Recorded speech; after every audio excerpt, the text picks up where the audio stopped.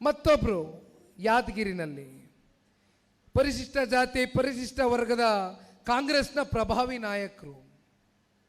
ನನಗೆ ಅವ್ರ ಹಿರಿತನದ ಮೇಲೆ ಗೌರವ ಇದೆ. ಮಲ್ಲಿಕಾರ್ಜುನ್ ಖರ್ಗೆರವರು ಎಷ್ಟು ಬಾರಿ ಶಾಸಕರಾಗಿ ಆಯ್ಕೆಯಾಗಿದ್ದಾರೆ, ಬಹುಶಃ 8 ಬಾರಿ ಶಾಸಕರಾಗಿರ್ತಕ್ಕಂಥವ್ರು.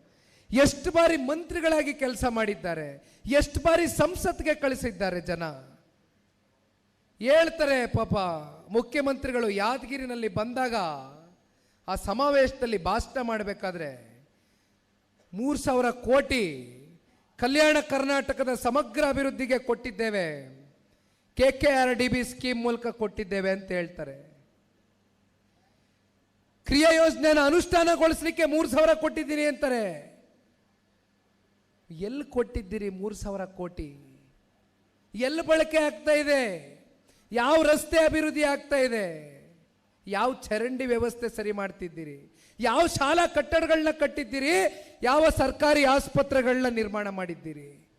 ಶ್ವೇತಪತ್ರ ಹೊರಡಿಸ್ಲಿಕ್ಕೆ ಸಾಧ್ಯವಾ? ತೆಗಿರಿ. ಇವತ್ತು ಕಲ್ಯಾಣ ಕರ್ನಾಟಕದ ಜನತೆ ಮುಂದೆ ಇವತ್ತು ಮುಂದೆಗಡೆ ಇಡಿ, ಬಿಚ್ಚಿಡಿ. ಬೆಳಗ್ಗೆ ನೋಡ್ತಾ ಇದ್ದೆ ಪತ್ರಿಕೆಯಲ್ಲಿ 3,400 ಕೋಟಿ ರೂಪಾಯಿ ನೀರಾವರಿ ಯೋಜನೆಗೆ ದುಡ್ಡನ್ನ ಇಟ್ಟಿದ್ದಾರೆ ಸರ್ಕಾರ, ಹಣಕಾಸನ್ನ ಬಿಡುಗಡೆ ಮಾಡಿ. ಎಲ್ಲಿದೆ ದುಡ್ಡು? ಸರ್ಕಾರದ ಆರ್ಥಿಕ ಪರಿಸ್ಥಿತಿ ಎಲ್ಲಿಗೆ ಹೋಗಿ ನಿಂತಿದೆ? ದುಡ್ಡಿದೆಯಾ ನಿಮ್ಮ ಹತ್ರ? ಇದನ್ನ ಜಾರಿಗೆ ತಗೋಬರ್ಲಿಕ್ಕೆ ಆಗ್ತದ? ಸುಮ್ಮನೆ ಬೊಗಳೆ ಭಾಷಣಗಳು ಬಿಟ್ಕೊಂಡು ಜನಕ್ಕೆ ಸುಳ್ಳು ಹೇಳ್ಕೊಂಡು ಮೋಸ ಮಾಡ್ಕೊಂಡು ಸುಮ್ಮನೆ ಘೋಷಣೆಗಳು ಕೊಟ್ಟರೆ ಆಗೋದಿಲ್ಲ. ಇದನ್ನ ಜಾರಿ ಮಾಡಬೇಕಾಗ್ತದೆ. ನಿಮ್ಮ ಹತ್ರ ದುಡ್ಡೆಲ್ಲಿದೆ? ನಿಮ್ಮ ಆರ್ಥಿಕ ಪರಿಸ್ಥಿತಿ ಏನಾಗಿದೆ? ಸರ್ಕಾರ ದಿವಾಳಿ ಎದ್ದೋಗ್ತಾ ಇದೆ. 100 ವರ್ಷ ಇತಿಹಾಸ ಇರ್ತಕ್ಕಂಥ ಕಾಂಗ್ರೆಸ್ ಪಕ್ಷ ಎಷ್ಟು ರಾಜ್ಯದಲ್ಲಿ ಆಡಳಿತ ಮಾಡ್ತಾ ಇದೆ? ಎಷ್ಟು ರಾಜ್ಯದಲ್ಲಿ ಆಡಳಿತ ಮಾಡ್ತಾ ಇದೆಯಣ್ಣ? 3 ರಾಜ್ಯದಲ್ಲಿ ಆಡಳಿತ. ಎಲ್ಲಿ? ಹಿಮಾಚಲ್ ಪ್ರದೇಶ, ತೆಲಂಗಾಣ, ಕರ್ನಾಟಕದಲ್ಲಿ 138 ಜನ ಶಾಸಕರು. 138 ದಾಖಲೆ ಪ್ರಮಾಣದ ಶಾಸಕರು.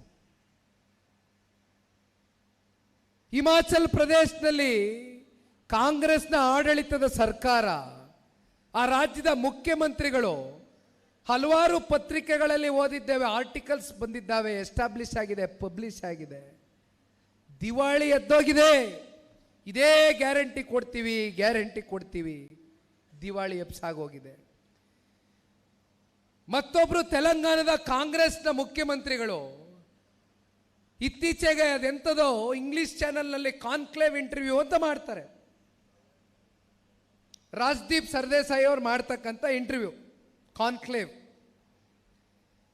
ಅದರಲ್ಲಿ ಕೂತ್ಕೊಂಡು ಹೇಳ್ತಾರೆ, ನಾನು ಈ ರಾಜ್ಯದ ಮುಖ್ಯಮಂತ್ರಿಗಳಾದ ಮೇಲೆ ತೆಲಂಗಾಣದ ಆರ್ಥಿಕ ಪರಿಸ್ಥಿತಿಗಳು ಸ್ಥಿತಿಗತಿಗಳು ಏನಿದೆ ಅಂತಕ್ಕಂಥದ್ದು ಅರ್ಥ ಆಗಿದ್ದು. ನನಗೆ ಗೊತ್ತಿರಲಿಲ್ಲ, ನಾನು ಗ್ಯಾರಂಟಿ ಕೊಡ್ತೀನಿ ಅಂತ ಹೇಳ್ಬಿಟ್ಟೆ. ಆದರೆ ಈಗ ಗ್ಯಾರಂಟಿಗೆ ದುಡ್ಡು ಹೊಂಡ್ಸದ ಅಥವಾ ಕನಿಷ್ಠ ಪಕ್ಷ ಸರ್ಕಾರದಲ್ಲಿ ಕೆಲಸ ಮಾಡ್ತಕ್ಕಂಥ ನೌಕರರಿಗೆ ಸಂಬಳ ಕೊಡದ ಅಥವಾ ಅಭಿವೃದ್ಧಿಗೆ ಹಣಕಾಸನ್ನ ಇಡ್ತಕ್ಕಂಥದ್ದು ನನಗೇನು ಕೂಡ ತೋಚ್ತಾ ಇಲ್ಲ. ನಾನು ಏನು ಮಾಡೋದು ಹೇಳಿ? ನೀವು ಹೆಂಗೆ ಹೇಳ್ತೀರೋ ಹಂಗೆ ಕೇಳ್ತೀನಿ ಅಂತ ಅವರೇ ಅಸಹಾಯಕರಾಗಿದ್ದಾರೆ ಕಾಂಗ್ರೆಸ್ನ ತೆಲಂಗಾಣದ ಮುಖ್ಯಮಂತ್ರಿಗಳು. ಅನುಭವದ ಕೊರತೆ, ಅನುಭವದ ಕೊರತೆ. ಅದೇ ರೀತಿ ಇವತ್ತು ಕರ್ನಾಟಕ ರಾಜ್ಯದಲ್ಲಿ ವರ್ಷಕ್ಕೆ 55,000 ಕೋಟಿ 5 ಗ್ಯಾರಂಟಿಗಳಿಗೆ ನೀವು ಹಣಕಾಸನ್ನ ಇಡಬೇಕು. ನಮ್ಮ ರಾಜ್ಯದ ಮುಖ್ಯಮಂತ್ರಿಗಳು ಅವರೇ ಹಣಕಾಸು ಸಚಿವರು 16ನೇ ಬಡ್ಜೆಟನ್ನು ಮಂಡನೆ ಮಾಡಿದ್ರು. ದೊಡ್ಡ ಪ್ರಮಾಣದ ಬಡ್ಜೆಟ್ಟು, ದೊಡ್ಡ ಗಾತ್ರದ ಬಡ್ಜೆಟ್ಟು, 4.5 ಲಕ್ಷ ಕೋಟಿ, 4.5 ಲಕ್ಷ ಕೋಟಿ ದೊಡ್ಡ ಪ್ರಮಾಣದ ಬಡ್ಜೆಟ್ನ ಕೊಟ್ಟುಬಿಟ್ಟಿದ್ದೀನಿ ಅಂತ ಪಾಪ ಬೆಂತಡ್ಗತ್ತಾರೆ ನಮ್ಮ ಸಿದ್ದರಾಮಣ್ಣ. 4.5 ಲಕ್ಷ ಕೋಟಿ ಬಡ್ಜೆಟ್ ಕೊಡಲಿಕ್ಕೆ ಕರ್ನಾಟಕ ರಾಜ್ಯದ ಒಂದು ಸಂಪತ್ತು ಭರಿತವಾದಂಥ ನಾಡು ಅಂತಕ್ಕಂಥದ್ರ ಬಗ್ಗೆ ನೀವು ಹೇಳಬೇಕಾಗ್ತದೆ.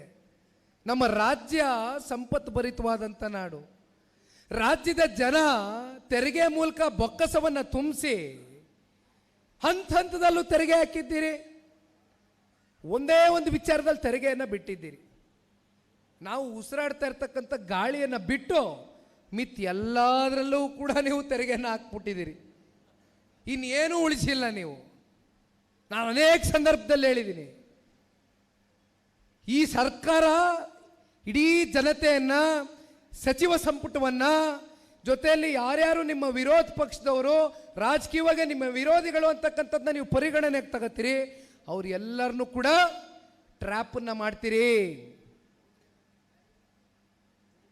ಮನಿ ಟ್ರ್ಯಾಪು, ಹನಿ ಟ್ರ್ಯಾಪು, ತೆರಿಗೆ ಟ್ರ್ಯಾಪು, 3 ಟ್ರ್ಯಾಪ್ಗಳು. ಈ ರಾಜ್ಯದ ಮುಖ್ಯಮಂತ್ರಿಗಳ ಆಪ್ತ ಬಳಗದ ಒಬ್ಬರು ಸಚಿವರು, ಪ್ರಭಾವಿ ನಾಯಕರು ವಿಧಾನ ಮಂಡಲದಲ್ಲಿ ಕೂತ್ಕೊಂಡು ಏನು ಚರ್ಚೆ ಮಾಡಬೇಕು ನೀವು?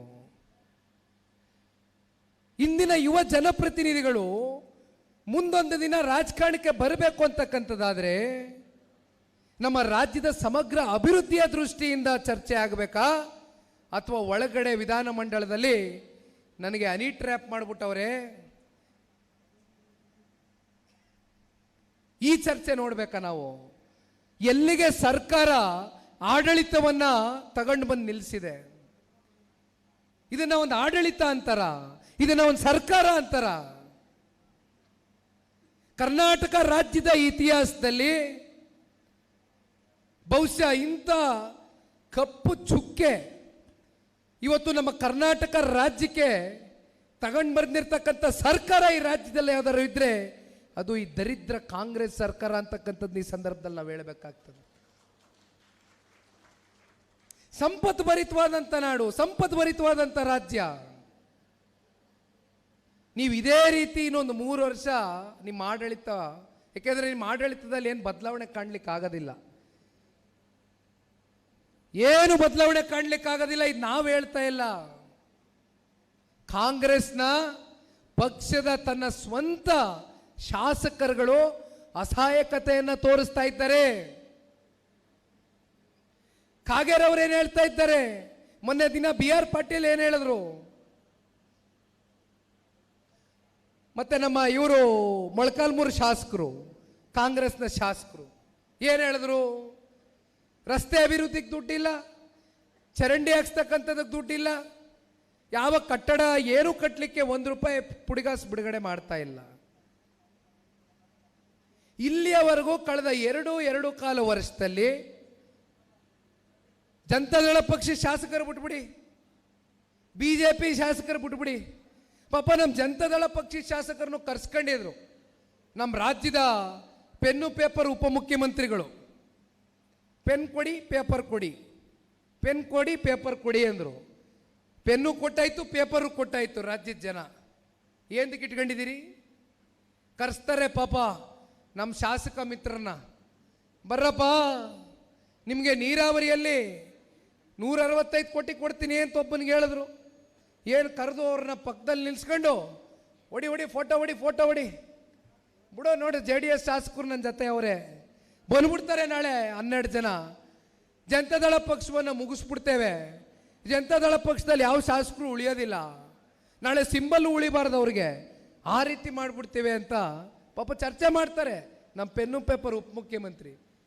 ಮತ್ತೊಬ್ಬ ನನ್ನ ಶಾಸಕ ಮಿತ್ರನ ಕರೆಸ್ತಾರೆ, ನಮ್ಮ ಮಾತೃ ಜಿಲ್ಲೆ ಮಂಡ್ಯ ಜಿಲ್ಲೆ ಅವ್ರನ್ನ. 65 ಕೋಟಿ ರೂಪಾಯಿ ಕೊಟ್ಬಿಡ್ತೀನಪ್ಪ ನಿನಗೆ ನೀರಾವರಿಗೆ. ಎಲ್ಲಿ ಕೊಟ್ರಿ? ನಿನ್ನೆ ಬಂದಿದ್ರು ನಮ್ಮ ಶಾಸಕರು, ಕೂತಿದ್ರು. ಭತ್ತ ದುಡ್ಡು ಅಂತ ಕೇಳಿದೆ. ಅಯ್ಯೋ ಅಣ್ಣ, ಎಲ್ಲಣ್ಣ ಬರ್ತದೆ ದುಡ್ಡು? ಸುಮ್ಮನೆ ಮೂಗಿಗೆ ಕರಿಯೋದು, ತುಪ್ಪ ಸೌರೋದು, ನೆಕ್ಕ ಅಂತ ಹೇಳೋದು, ವಾಪಸ್ ಕಳಿಸೋದು. ಮೂಗಿಗೆ ತುಪ್ಪ ಸೌರಿ ಕಳಿಸ್ತಾ ಇರೋದೆ, ಸುಮ್ಮನೆ ಆಚೆ ಕಡೆ ತೋರಿಸ್ಕೊಳ್ಳೋದು. ಜನತಾದಳ ಪಕ್ಷದವ್ರು ನಮ್ಮ ಜೊತೆ ಅವರೇ. ನಾನು ಕೇಳಿದ್ರು ಎಷ್ಟೋ ಸಲ ನಮ್ಮ ಮಿತ್ರರು, ಮೊದಲನೇ ಬಾರಿ ಗೆದ್ದಿರ್ತಕ್ಕಂಥ ಶಾಸಕರು, ಸರ್ ಕರೀತಾವ್ರೆ, ಏನೋ ಅನುದಾನ ಕೊಡ್ತೀನಿ ಅಂತ ಅವ್ರೆ, ಹೋಗಿ ಬರದ, ದಯಮಾಡಿ ಹೋಗಿ ಬನ್ನಿ. ಯಾರಪ್ಪನ ಮನೆ ದುಡ್ಡು? ರಾಜ್ಯದ ಜನತೆಯ ತೆರಿಗೆ ದುಡ್ಡು. ಮತ್ತೆ ಜನತೆಯ ನಿಮ್ಮ ತಾಲೂಕಿನ ಅಭಿವೃದ್ಧಿಗೆ ಏನಾದರೂ ಸರ್ಕಾರ ನಿಮ್ಮ ಕೈ ಜೋಡಿಸುತ್ತೆ ಅಂತಕ್ಕಂಥದ್ದಾದರೆ ಧಾರಾಳವಾಗಿ ಹೋಗಿ ಬನ್ನಿ ಎಂದೆ. ನಾವ್ಯಾಕೆ ತಡೆ ಹಾಕೋಣ? ಕರಿಯೋದು, ಫೋಟೋ ಇಡಿಸೋದು, ಒಳಗಡೆ ಕುಂತ್ಕೊಳ್ಳೋದು, ತಲೆ ಕೈ ಹಾಕೋದು.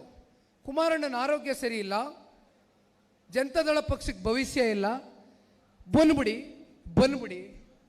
ಅಯ್ಯೋ ರೇ ಕಾಂಗ್ರೆಸ್ ಅವರೇ, ಉಪಮುಖ್ಯಮಂತ್ರಿಗಳೇ, ಒಂದು ಮಾತು ಹೇಳ್ತೀನಿ ನಿಮಗೆ. ಸನ್ಮಾನ್ಯ ಕುಮಾರಣ್ಣ ಅವರ ಆರೋಗ್ಯದ ಬಗ್ಗೆ ಚಿಂತೆ ಮಾಡಕ್ಕೆ ಹೋಗಬೇಡಿ.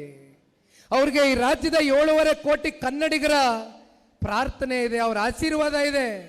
ಅವ್ರ ತಂದೆ ತಾಯಿ ಮಾಡಿರ್ತಕ್ಕಂಥ ಪುಣ್ಯ ಕೆಲಸ ಕಾರ್ಯಗಳು ಅವ್ರನ್ನ ಇನ್ನೂ ಹಲವಾರು ವರ್ಷಗಳ ಕಾಲ ಆ ಭಗವಂತ ಬದುಕಿಸಿರ್ತಾನೆ. ತಲೆ ಕೆಡಿಸ್ಕೋಬೇಡಿ ನಮ್ಮ ಕುಮಾರಣ್ಣನ ಆರೋಗ್ಯದ ಬಗ್ಗೆ. ರೈತರ ಪ್ರೀತಿ ಇದೆ, ರೈತರ ಹಾರೈಕೆ ಇದೆ, ತಲೆ ಕೆಡಿಸ್ಕೋಬೇಡಿ. ಜನತಾದಳ ಪಕ್ಷವನ್ನ ಈ ರಾಜ್ಯದಲ್ಲಿ ಯಾವ ಕಾಂಗ್ರೆಸ್ನ ನಾಯಕರು ಏನು ಮಾಡ್ಕೊಳಕ್ಕಾಗೋದಿಲ್ಲ. ಘಂಟಾಘೋಷವಾಗಿ ಹೇಳ್ತಾ ಇದ್ದೀನಿ, ಇವತ್ತೇ ಬರ್ಕಬಿಡಿ. ಪಾಪ ನೀವು ಮುಖ್ಯಮಂತ್ರಿ ಆಗದ್ ನೋಡಿ, ನಮಗೇನು ಹೊಟ್ಟೆ ಕಿಚ್ಚಿಲ್ಲಪ್ಪ. ನಮ್ಮ ಜನಾಂಗದ ಮುಖಂಡ ಕಣಪ್ಪ, ನಮ್ಮ ಉಪಮುಖ್ಯಮಂತ್ರಿ ಪೆನ್ನು ಪೇಪರ್ ನಾಯಕರು ಧಾರಾಳವಾಗಿ ಯಾರು ಬೇಡ ಅಂದರು. ಎಷ್ಟು ಜನ ಅವರೇ? ಅದೇನೋ 100 ಅಂದರು. 100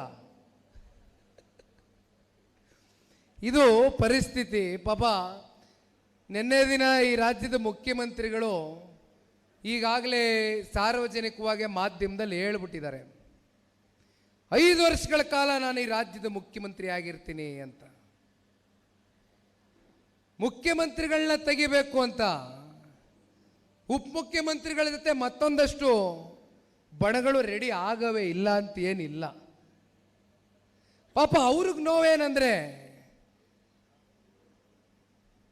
ಅವ್ರ ಜೊತೆಲಿರ್ತಕ್ಕಂಥ ಪ್ರಭಾವಿ ನಾಯಕರ ನೋವು. ಸಿದ್ದರಾಮಣ್ಣ 2013ರಲ್ಲಿ ಒಬ್ಬರು ಪರಿಶಿಷ್ಟ ಜಾತಿಯ ಅಂದಿನ ರಾಜ್ಯಾಧ್ಯಕ್ಷರ ಸೋಲಿಗೆ ಪಾಪ ಭಾಳ ಒಳಗಡೆಯಿಂದ ಸಂಚು ರೂಪಿಸಿ ಅವ್ರನ್ನ ಸೋಲಿಸ್ಬಿಡ್ತಾರೆ. ಎಲ್ಲಿ ಈತ ಬಂದ್ಬಿಟ್ಟು ಮತ್ತೆ ಮುಖ್ಯಮಂತ್ರಿ ಪಟ್ಟಕ್ಕೆ ಕೇಳಿಗಿಳ್ಬಿಡ್ತಾರೋ ಅಂತ. ಅದೇ ರೀತಿ ಮತ್ತೊಬ್ಬರು ಪರಿಶಿಷ್ಟ ಜಾತಿ ಪರಿಶಿಷ್ಟ ವರ್ಗದ ದೊಡ್ಡ ನಾಯಕರನ್ನ ಡೆಲ್ಲಿ ಕಳಿಸ್ಬಿಡ್ತಾರೆ ಕೇಂದ್ರಕ್ಕೆ. ಮತ್ತು ನನಗಿನ್ನೆಲ್ಲರೂ ಕುರ್ಚಿಗೆ ಏನಾರು ಕಂಟಕ ಬಂದ್ಬಿಟ್ಟಾತು ಅಂತ. ಅದಕ್ಕೆ ಈಗ ಒಳಗಡೆ ಉಪಮುಖ್ಯಮಂತ್ರಿಗಳ ಜೊತೆ ಅವರು ಕುಂತವ್ರಂತೆ. ನನ್ನ ಮಗ DCM, ನೀನು CM. ನನ್ನ ಮಗನ DCM ಮಾಡಿಬಿಡಿ, ನೀವು CM ಆಗೋಗಿ ನೋಡುವ ಒಂದು ಪ್ರಯತ್ನ ಅಂತ ಪಾಪ ಅವರು ಏನೋ ಮಾಡ್ತಾವ್ರೆ ಒಳಗಡೆ ಕಸರತ್ತು.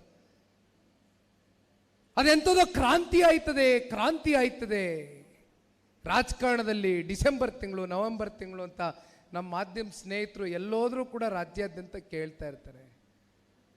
ಕ್ರಾಂತಿ ಮಾಡೋರು ಹೇಳ್ಬಿಟ್ಟು ಮಾಡಬೇಕಾ? ಯಾವ ಕ್ರಾಂತಿ ಆಯ್ತದೆ? ಕ್ರಾಂತಿನೂ ಆಗಲ್ಲ, ವಾಂತಿನೂ ಆಗಲ್ಲ, ಶಾಂತಿ ಆಯ್ತಾರಷ್ಟೇ ಕೊನೆಗೆ. ಯಾವ ಕ್ರಾಂತಿನೂ ಆಗಲ್ಲ, ಕೊನೆಗೆ ಶಾಂತಿ ಆಯ್ತಾರೆ. ಶಾಂತಿ ಯಾಕೆ ಆಯ್ತಾರೆ ಅನ್ಕೊಂಡಿದ್ದೀರಿ? ಅಧಿಕಾರ ಎಲ್ಲದಕ್ಕಿಂತ ದೊಡ್ಡದಲ್ವೇ ಕಾಂಗ್ರೆಸ್ನವ್ರಿಗೆ? ಅಧಿಕಾರ ಎಲ್ಲದಕ್ಕಿಂತ ದೊಡ್ಡದು ಕಾಂಗ್ರೆಸ್ನವ್ರಿಗೆ. ಅಯ್ಯೋ, ಇನ್ನು 3 ವರ್ಷ ಆದೆ, ಮತ್ತೆ ಜನ ಮುಂದಿನ ವಿಧಾನಸಭಾ ಚುನಾವಣೆಗೆ ಹೋದರೆ 50 ಸೀಟ್ ಕೂಡ ಈ ರಾಜ್ಯದಲ್ಲಿ ಕಾಂಗ್ರೆಸ್ ಬರುತ್ತೋ ಇಲ್ವೋ ಅಂತಕ್ಕಂಥದ್ದು ಅವರಿಗೆ ಪಾಪ ಒಳಗಡೆ ಅನುಮಾನ ಇದೆ. ಅಂಥದ್ರಲ್ಲಿ ಇನ್ನು 3 ವರ್ಷ ಎಲ್ಲಾದರೂ ಉಂಟಾ?